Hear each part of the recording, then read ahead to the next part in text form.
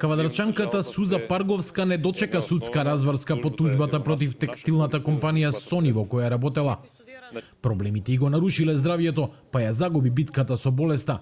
Сега незиниот сопруг Зоран ја продолжува битката за двете плати кои фирмата не ги исплатила.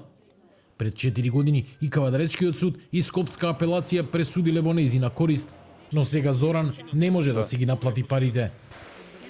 Една година веќе преде. Влијаеше ли ова врз незиното здравје? Па како не влијае? Стресови секој ден. Јас 4-5 години се влечам по судеви, не можеме пари да наплатиме две плати.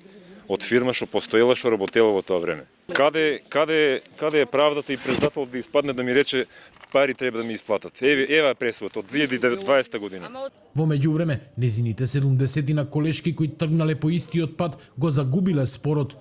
Кавадаречкиот суд пресудил против нив, оти наводно не можел да утврди дека работничките имале 3 неисплатени плати. Сега тие се дури и должници и треба да платат 20.000 евра судски трошоци за загубениот спор. Срамна пресуда. Ги штити нивните права, нашите не. Немало доволно докази дека ние сме работеле и не били утврдени. Како може, кога јас сум таа што ги евидентирала во судководството, се носе пресметки за плата нели до 10 во месец, за претходниот месец УЈП. Работничките се жалат дека се измамени од сопственикот на фирмата во која работеле. Во 2019 година пред да отиде во стечај, тој не им исплатил 3 плати.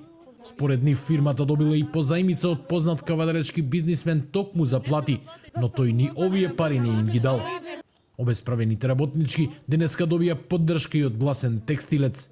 Работничките сега треба фактички да платат штета за тоа што не земале плати, придонеси од плати. Како цени судот? И од тука ние се чудиме сега за довербата во судството и во правосудниот систем.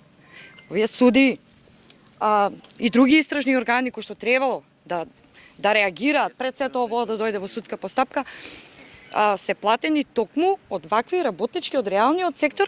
Од Кавадаречкиот суд ветија став во понеделник. Од таму велат дека иако денеска повикале представници на работничките на разговор во судот, тие не дошле да им кажат зошто протестираат. Во изјава за МИА, адвокатот на компанијата Сони изјави дека другата страна го промашила предметот и дека сите пријави и судски одлуки биле во корист на неговиот клиент. Во меѓувреме, Зоран Парговски и 70 текстилни работнички ќе продолжат да ја бараат правдата низ македонските судски лавиринти.